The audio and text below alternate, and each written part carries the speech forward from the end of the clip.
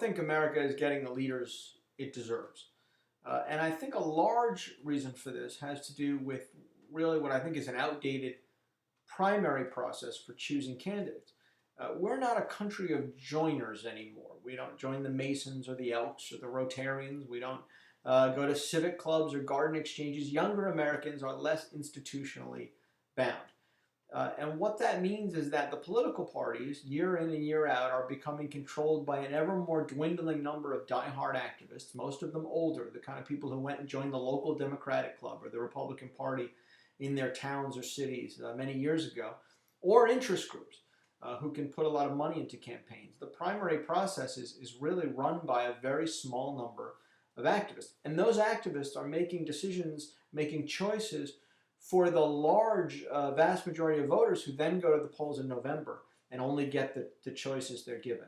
I think that drives a lot of good candidates away from the process because they're not ideologically extreme enough to run inside the party system, and they don't think they'll get any support. And I think it drives a lot of voters away from the process because they look at the choices they have in November and they're not satisfied.